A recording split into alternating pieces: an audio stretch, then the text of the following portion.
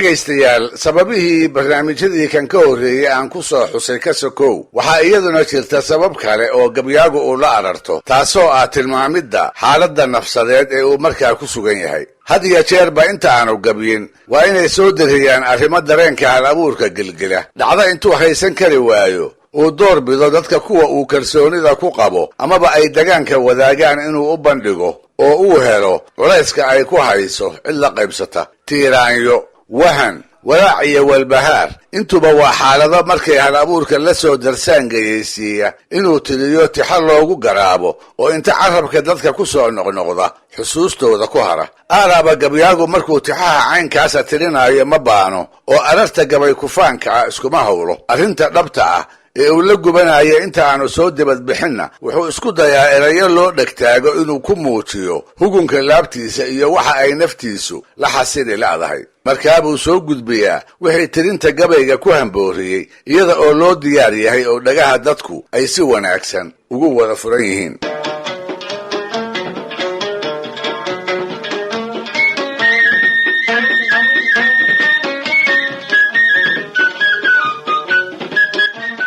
arrintaasna waxaynu tusaale ugu soo qaadan karaynaa arartii cali jaamaca haabiil uu ka horraysiiyey tixuu ugu barooranayeen inuu aad u jeclaayo geeridiisa loo soo sheegay isaga oo berbere ku sugan ayaa waxaa ugu yimid niman miyiga ka soo galay oo ay xigto ahaayeen kuwaas baa wararkii ay u sheegayeen waxay ugu dareen daraad maalintii ahayd inay iilka dhigeen axankiisiina la cunay nin la odhan jiray xirsi cilmi goolle oo isaga ay qaraabo iyo wadayba ahaayeen cali dhulkii baa la wareegay markiibaa muusood iyo xasilba ugu dambaysay dhaaxuu u soo joogay nindoor geeriyooday nindoor ay xidid ama xigaaro ahaayeen ha yeeshee siday middaani u taabatay geeri u taabatay weligiis ma ay soo marin habeenbarkii goor ay tahay dhinaciina uu dhulka u qaban waayey ayuu inta salmuggii u fadhiistay wuxuu tiriyey tix gaaban asii mudan inay ka mid ahaato dhaxalka maanso ee soomaalidu ay qayrkeed ugu faani karayso si dareen taabad leh oo ay caddahay inay ka dhab tahay ayuu tixda ararteeda ugu muujinayaa tiiraanyadii ay geeridaasi naftiisa ku maanshaysay iyo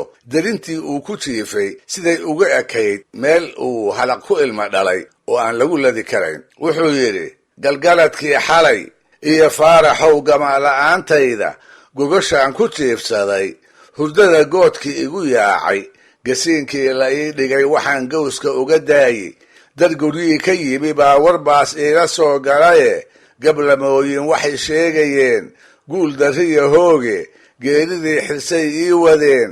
gacal ha waayeene gabal baa u dumay reerihii galiga boocyiinleh abidkii rag waa go'i jire taniise waa gow-e lixaloo uu gooni u lahaa gocanayee mooyi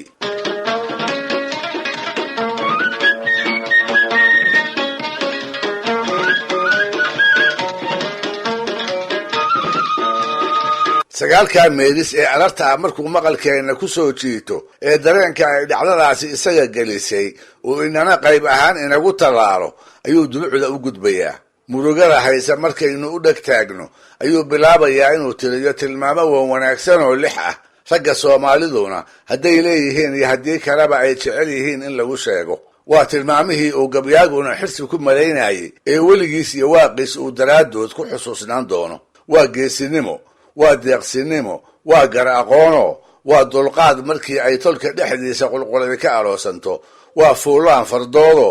waa heemaal iyo golajoog wanaag marar kale ayuu hal abuurku ararta u adeegsadaa inuu ku soo koobo dulucda uu ku soo gudbin doono maansaweynta uu dadka soo hordhigi doono erayada arartiisu ka kooban tahay kolkaynu wax ka maqallo ayaynu darbadiiba garanaynaa tixda uu inoo soo sidaa nooca ay noqon doonto iyo waxa ay xambaarsan tahay macnaheedu wuxuu yahay in badan innaga oo ararta ka ogaanay ayay dulucdu ina soo gaadhaa badanaana ararta caynkaasa waxay hal abuuradu ka horraysiiyaan tixda waanada ah midda calaacalka ah midda ergeynta ku saabsan iyo wixii la mid ah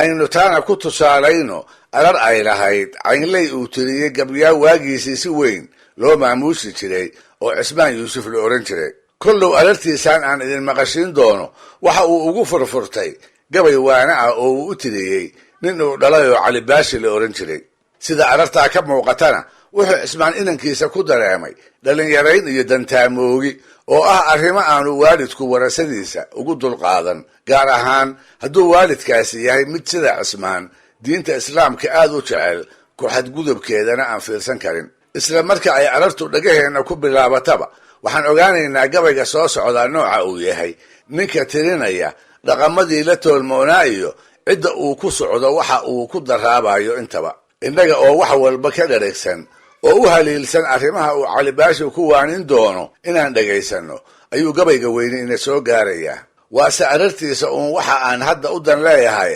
waxay ahayd cilaab gabay ninkii baashiyow caarifaa hela kaan caynadaydaas u baran curuf ku weynaaye, bal caloosha geli dhowr hal baan ku callimayaae. waa cad laysku uumoo hawada looma caal helo hadba meelaan cidi gaarin bay calanka saartaaye, calaha tii u dheer bay ninkaan celin ka tuurtaaye. naftuna caasi weeye iyo sidii cadow shisheeyaahe, intay caaq sidii kaa dhigto bay kugu cayaartaaye, markay taladu kula caarido yaa la caqliyeystaaye. cibaadada aad fududaysan baa ciiliga hayaaye, waa adiga culaab oo dhan moog sida carruureede, sow 10 haloo wada cajaba kuma ciraab qaadan.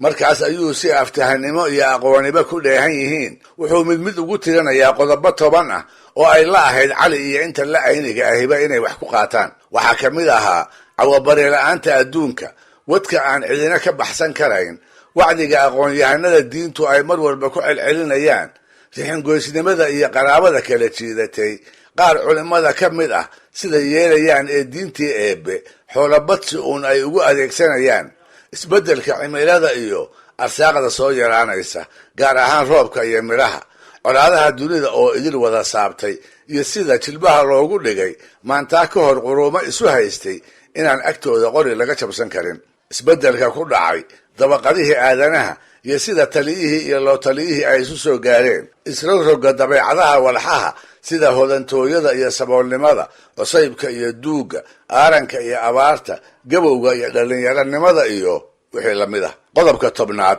ee gabayga ugu dambeeya ayuu cismaan ku taxayaa dhalaar noolba yaababka indhaheenna hortooda ka muuqda ee iyada oo aan cilmi iyo kutubba loo baahan ruux walba oo garaad ku jira uu ku waantoobi karo, sida cirka dusheenna ah, qorraxda, dabaylaha, daruuraha, roobka iyo curashadiisa, dayaxa, habeenka iyo maalinta isdaba socda, badda marna caariga ah marna buuxa ah, dhulka iyo abuurta tira dhaafka ah ee uu rabbi ku uumay. wuxuu yidhi cismaan, cidka naga koreey iyo shamsada caanka laga yeelay, cibaarooyinka faraga iyo calowiga meeri, caadkaa sareetiyo daruur cadara guudkeenna,